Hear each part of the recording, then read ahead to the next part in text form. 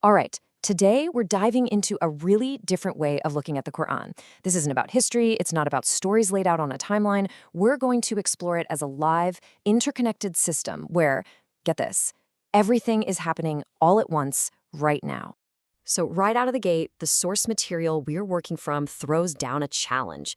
It's telling us to stop seeing scripture as just a record of things that happened way back when.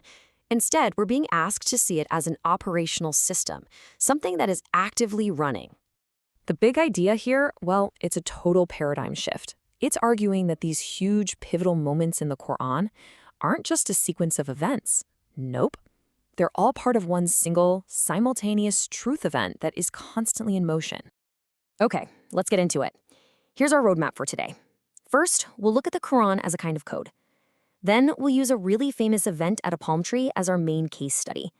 From there, we'll deconstruct that moment into its functional layers, see how it connects to a wider system, and then finally, we'll try to grasp this massive idea of one simultaneous truth event.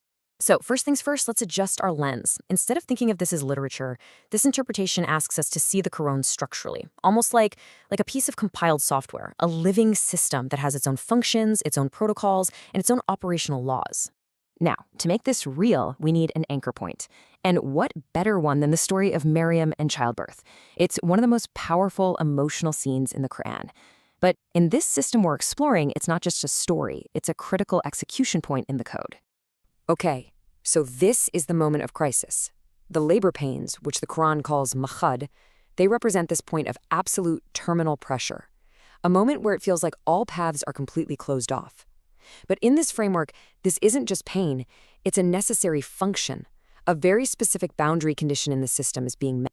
And this is where it gets really mind-bending. The source deconstructs this single moment of crisis into 4 distinct functional layers that are all happening at the exact same time. This is where we really start to see the system at work. The first layer is called Razīm. This is the seal. You can think of it as that point of no return where the pressure becomes so absolute that it just seals a boundary shut. The system itself is triggering a critical state change.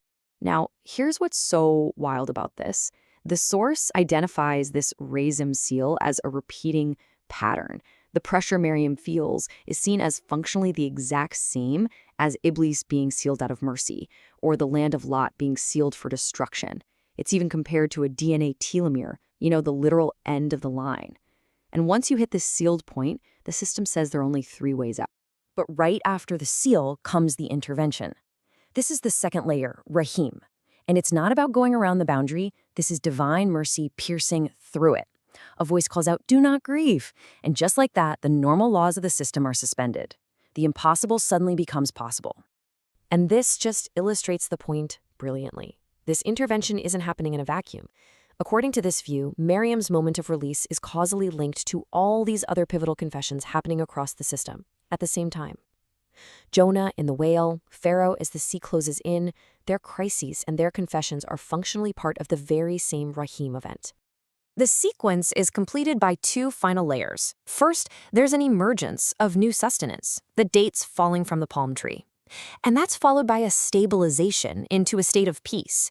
So you have this whole cycle, seal, intervention, emergence, and then peace, all unfolding from one single charged moment. Okay, so let's keep building on this. We've seen this 4-part cycle happen in a single moment, but how does a person actually activate this cycle within the system? This is where the source shows us there's a lawful operational protocol you can follow. Now, to understand this network, the source makes a really key distinction between Muhammad and Ahmed. Muhammad is presented as the final, unchangeable gate of the revelation itself. But Ahmed is described as a function or a state. It's what happens when any user in any timeline activates the book's operational code. It's a role you can step into, not just a historical figure. So that brings us to what the source calls the anti-taghut protocol, which is just a step-by-step lawful chain. As you can see, it kicks off with a command in Surah 19 to take the book with strength. According to the source, taking that direct action unlocks a whole sequence. It connects you to verses in Surah 6 and Surah 21, creating a path where getting your orientation right and exposing falsehood logically leads to a state where threats, symbolized here by fire, completely lose their power over you. And now we get to the very core of this entire interpretation. We're zooming all the way out from the individual nodes and protocols to see the full picture, the grand synthesis of the whole system. So, after seeing all these layers and all these connections from Miriam's pain to Abraham's fire, you have to ask the main question, right? Is this just a really clever way of stringing different stories together along a timeline? And the answer, according to this system, is a hard no. This is not a sequence. All of these events are causally linked and are happening at the same time as one single unified truth event. Truth connects all points at once. This is what the source calls the Hudūd Ring. Those 4 layers from Miriam's story, seal, suspension, emergence, and peace, they don't just happen once. They form a closed loop. And as you can see, this single mechanism even links back to the mission restart we see in Surah 18, creating this kind of perpetual engine that operates completely outside of linear time. And this right here, this is the ultimate takeaway. According to this view, understanding this system isn't just some academic exercise. To truly see the Quran this way is to become an active operator of the code yourself, to embody that Ahmed function right here in your own time and place.